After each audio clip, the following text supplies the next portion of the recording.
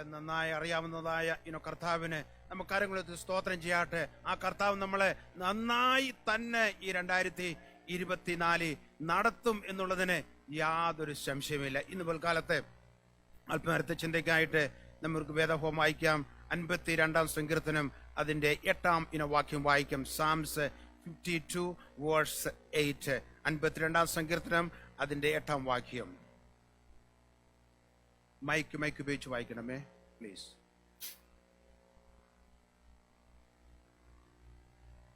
ഞാനോ ദൈവത്തിന്റെ ആലയത്തിങ്കൽ തഴച്ചിരിക്കുന്ന ഒലിവൃക്ഷം പോലെ ആകുന്നു. ഞാൻ ദൈവത്തിന്റെ ദയയിൽ എന്നും എന്നേക്കും ആശ്രയിക്കുന്നു. ഇത് സങ്കീർത്തനക്കാരനായ ദാവീദ് പറയുന്നതായ ഒരു ഭാഗമാണ്. അതിന്റെ ആരംഭം നമ്മൾ വായിക്കുമ്പോൾ അവിടെ തുടങ്ങുന്ന എങ്ങനെയാണ്?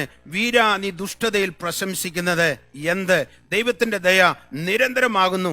ചതിവ് ചെയ്യുന്നവനെ മൂർച്ചയുള്ള ശവരക്കത്തി പോലെ നിന്റെ നാവ് ദുഷ്ടത വളഞ്ഞ് ഉണ്ടാക്കുന്നു. നമ്മളെ ഈ സങ്കീർത്തനത്തിന്റെ ഹെഡിങ് വായിക്കുമ്പോൾ നമുക്ക് മനസ്സിലാകുകയുള്ളൂ.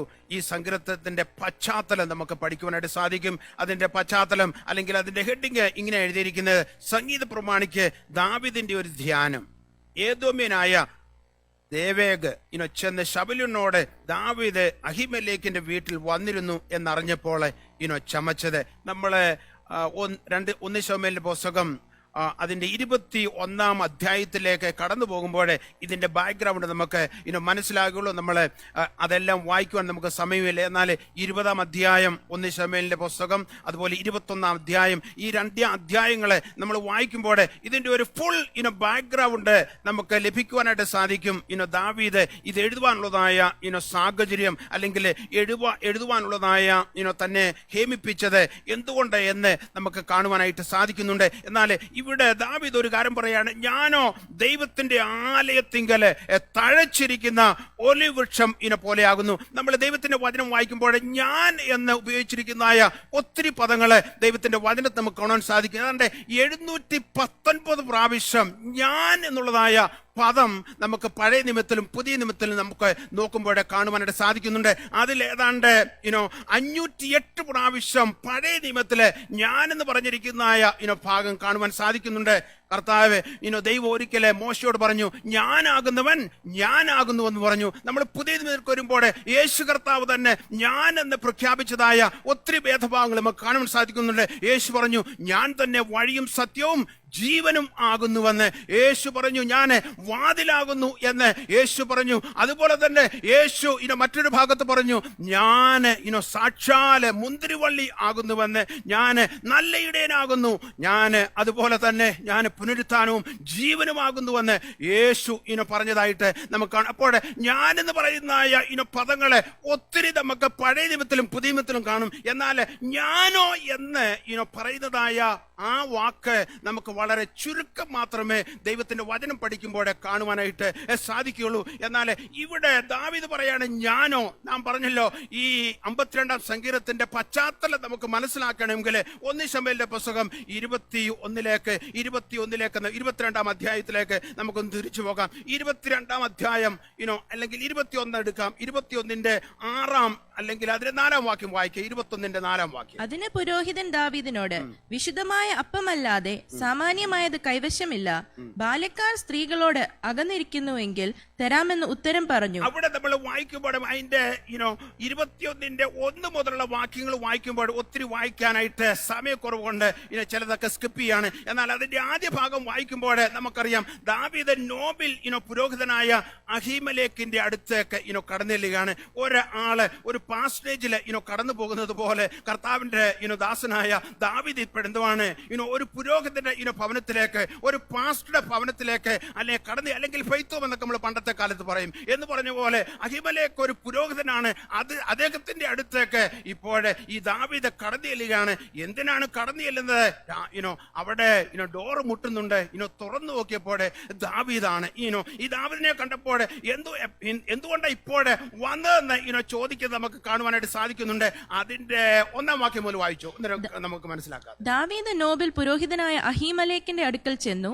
അഹീമലേക്ക് ദാവീദിനെ സംഭ്രമത്തോടെ എതിരേറ്റ് അവനോട് ആരും കൂടെ ഇല്ലാതെ തനിച്ചു വരുന്നത് എന്ത് എന്ന് ചോദിച്ചു. ഈ അഹിമലേക്ക് ചോദിക്കുകയാണ് ദാവീദിനോട്, ആരും കൂടെ ഇല്ലാതെ തനിച്ചാണല്ലോ ഈ സമയം വന്നിരിക്കുന്നത്, അത് എന്തുകൊണ്ടെന്ന് ചോദിച്ചു. ദാവീദ് പുരോഹിതനായ അഹീമലേക്കിനോട്, രാജാവേ, എന്നെ ഒരു കാര്യം ഏൽപ്പിച്ചു, ഞാൻ നിന്നെ അയക്കുന്നത് നിന്നോട് കൽപ്പിക്കുന്നതുമായ കാര്യം ഒന്നും ആരും അറിയരുതേ എന്ന് കൽപ്പിച്ചിരിക്കുന്നു. അപ്പോൾ ദാവീദിന് എന്തോ ഒക്കെ ഈ പുരോഹിതനോടൊന്ന് പറയുവാനുണ്ട്, ഷെയർ ചെയ്യുവാനുണ്ട്. അവിടെ താഴോട്ട് വായിച്ചു വരുമ്പോൾ ദാവീദ് തന്റെ ആവശ്യം പറയാണ്. ഒന്ന് വായിച്ചാട്ടെ അതിന്റെ 3-ാം വാക്യം. ആകയാൽ നിന്റെ കൈവശം വല്ലതും ഉണ്ടോ? നിന്റെ കൈവശം വല്ലതും ഉണ്ടെങ്കിൽ എനിക്ക് തരണമെന്ന് പറഞ്ഞു. അതിന്റെ പുരോഹിതൻ അപ്പോഴെ വാസ്തവത്തില് അല്പം ആഹാരം അല്ലെങ്കിൽ അപ്പം ചോദിക്കുകയാണ്. 5 അപ്പമാണ് ഇവിടെ ചോദിക്കുന്നത്, നമുക്ക് കാണുവാനായിട്ട് സാധിക്കുന്നുണ്ട്.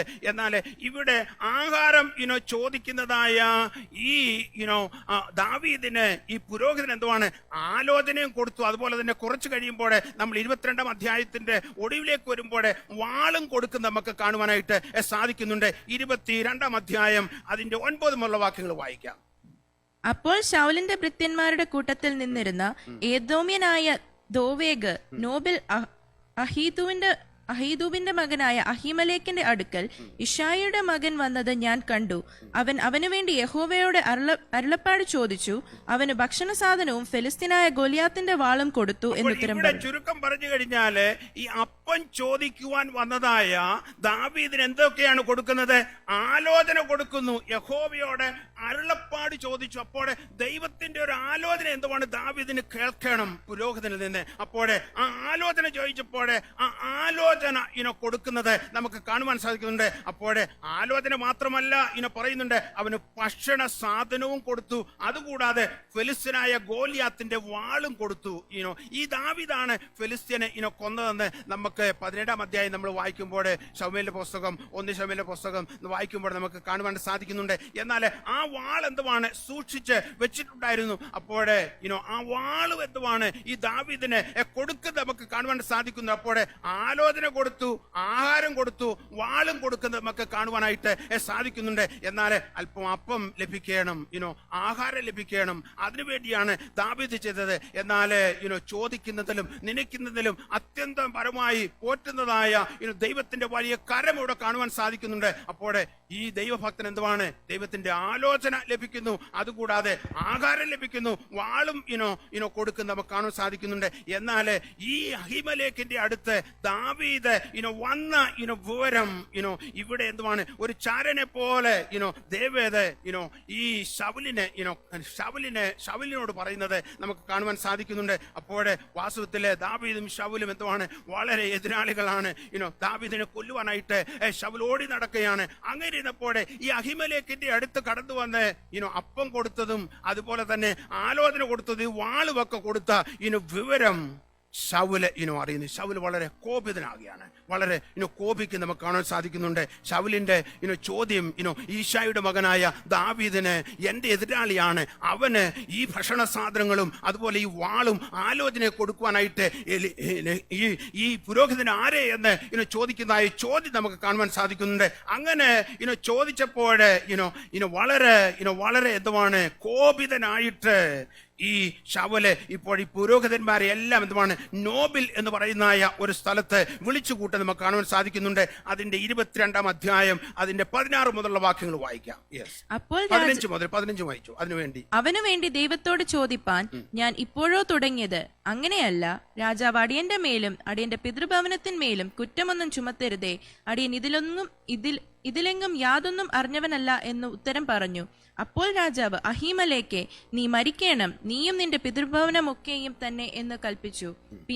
പിന്നെ രാജാവ് അരികെ നിൽക്കുന്ന അകമ്പടികളോട് ചെന്ന് യഹോവയുടെ പുരോഹിതന്മാരെ കൊല്ലുവിൻ, അവരും ദാവീദിനോട് ചേർന്നിരിക്കുന്നു.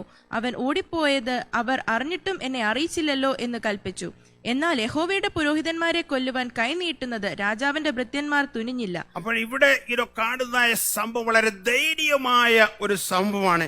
85 പുരോഹിതന്മാര് ഒന്നിച്ചു കൂടിയിരിക്കുകയാണ്. അപ്പോഴേ ദാവീദിനെ ഈ അഹിമേലെക്ക് ഇങ്ങനെയൊക്കെ സഹായിച്ചു എന്നുള്ളതായ വിവരം അറിഞ്ഞതിനോട് ഇപ്പോഴത്തെ പുരോഹിതന്മാരെ എല്ലാം എന്തുവാണ് ഒരു സ്ഥലത്ത് ഒന്നിച്ചു കൂട്ടിയിരിക്കുകയാണ്. ഇവരെല്ലാം കൂട്ടക്കൊല നടത്തുവാനായിട്ട് ശൗല് തീരുമാനിച്ചു. അങ്ങനെ ഓർഡർ കൊടുക്കുകയാണ് അവരെ കൊല്ലുവാനായിട്ട്.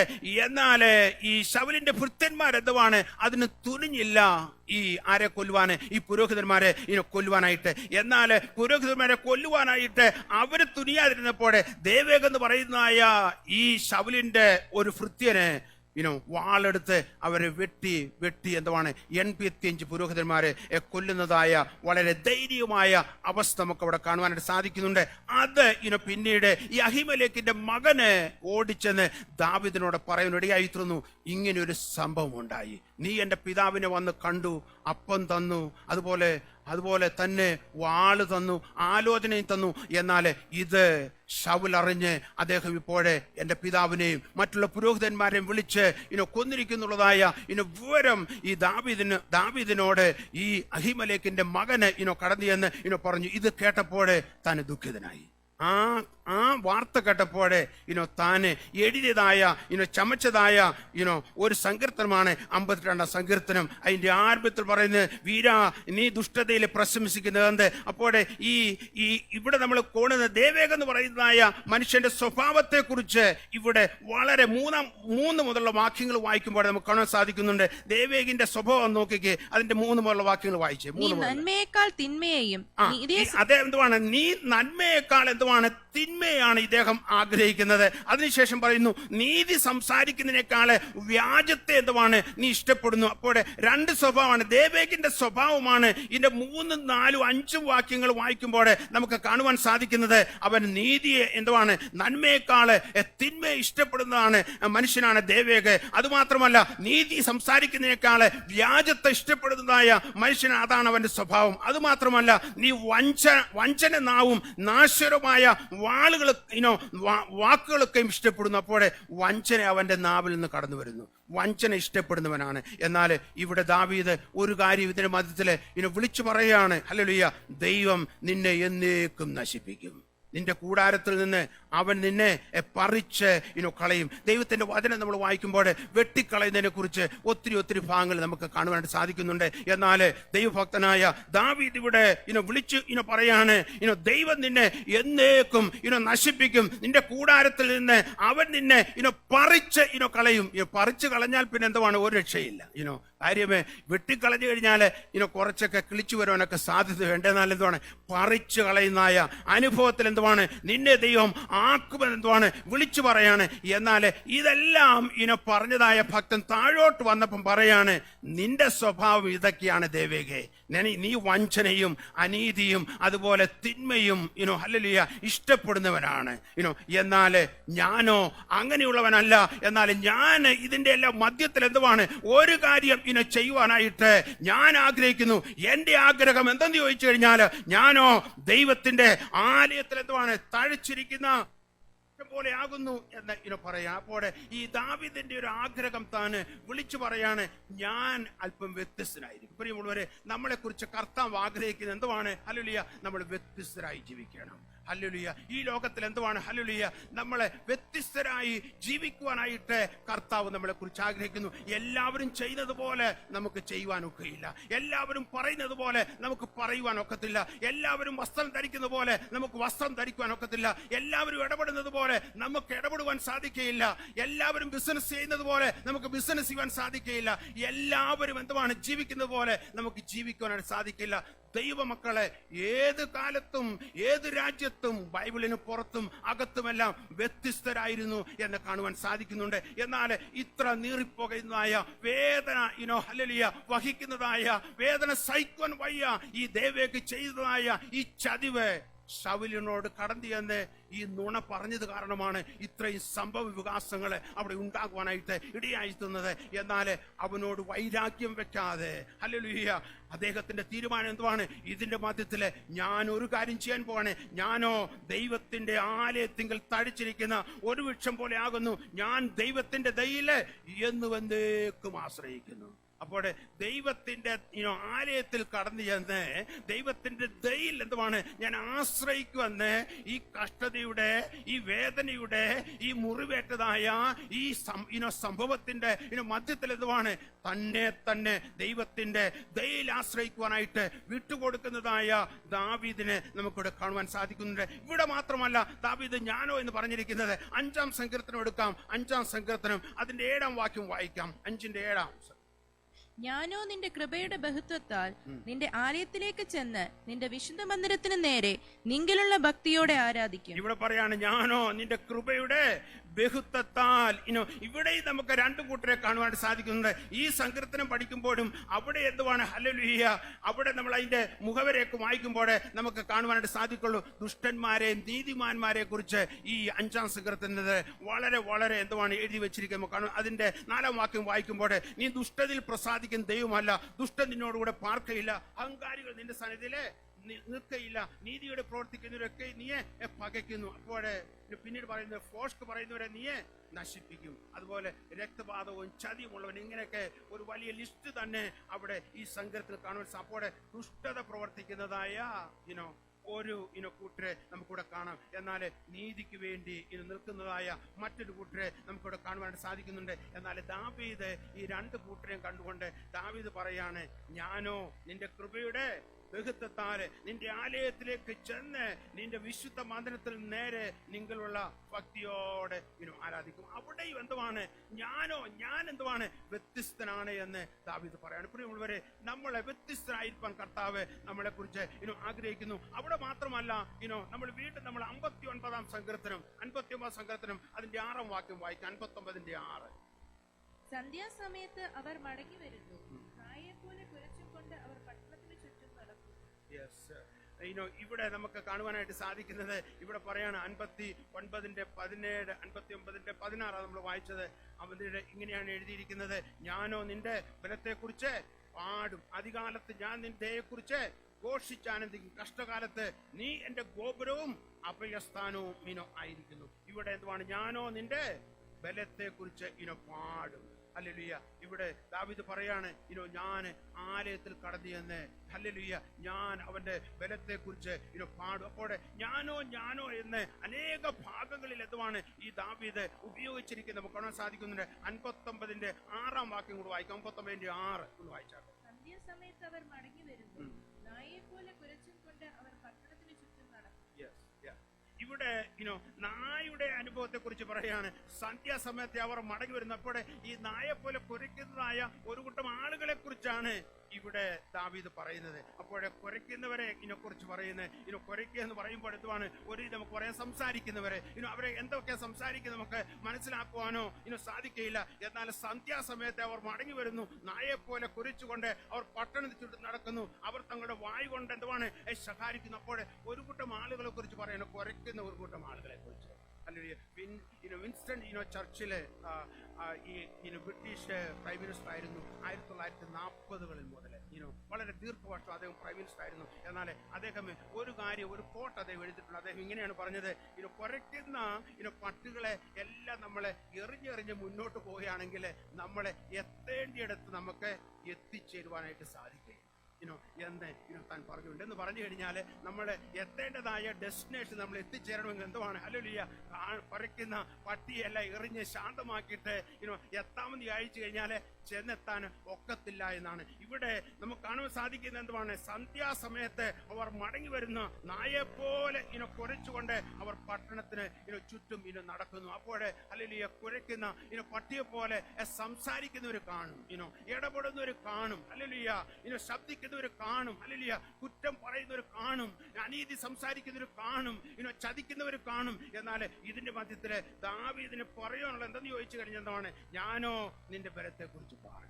ഇതിന്റെ മധ്യത്തില് ദാവീദിന്റെ തീരുമാനം എന്തെന്ന് ചോദിച്ചു കഴിഞ്ഞാല് ഞാൻ അവന്റെ ബലത്തെ കുറിച്ച് പാടും എന്ന് എഴുതിയിരിക്കുന്നു. ജീവിതത്തിലെ ബ്രേക്ക് ത്രൂ കൊടുത്തതായ കർത്താവ് എന്റെ ജീവിതത്തിലെ ബ്രേക്ക് ത്രൂ തരുമെന്ന് വിശ്വസിക്കുന്ന ഒരു കനുകളിൽ സ്തോത്രം ചെയ്യാൻ